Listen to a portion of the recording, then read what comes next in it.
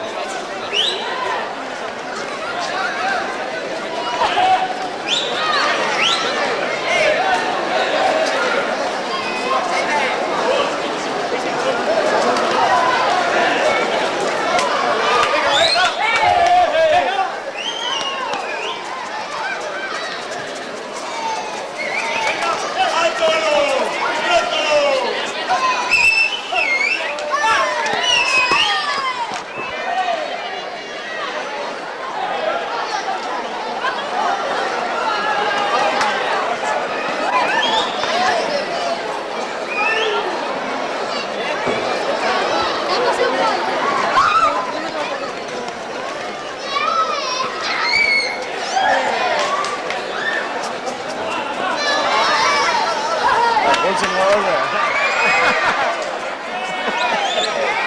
Altutan gaude.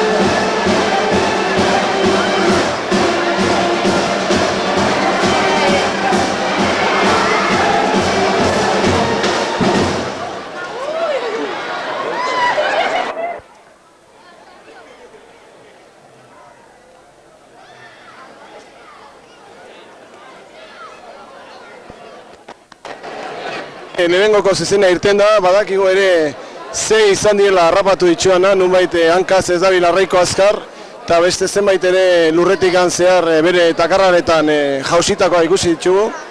Eta, bueno, ambientea benetan ezin hobea da, jende mardula ikusten dugu hemen, eta orain gaude hemen zazpiak eta laurden iaia direnean, bigarren zezenaren zain eta ambientea gorantza doa. Uste dut ja presto dagoela bigarren zezen hau. Nunbaitet momentu batetik bestera irtengo da, oraindik jendea patxada desentekin ikusten dugu.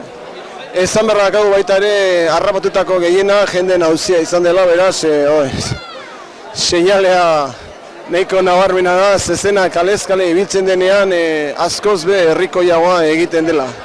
Hemen gaude gu hemen impresioa jasotzen. Movimentua badago, beraz, zezena etorri ere badator.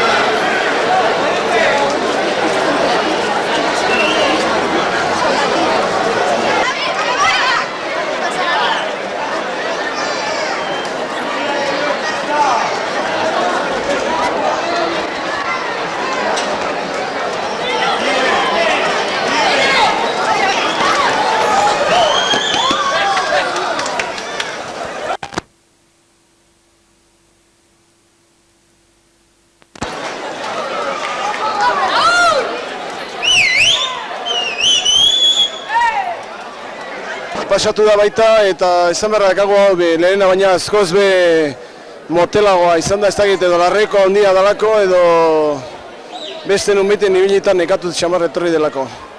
Esan behar dakago zuzen larreko handia ere izan dela eta bueno, jendeak ez dut uste larreko disfrutatuko zuenik zeren nahiko beldia eta patxarozoa izan bai da. Baina, bestela ere esan behar dakago bandia isildu dela. Ez dakigu edo nekatu diran zezenak antzera edo zer gertatzen da, baina bigarren zezen honetan nik uste giroa izugarri moteldu dela pena bat.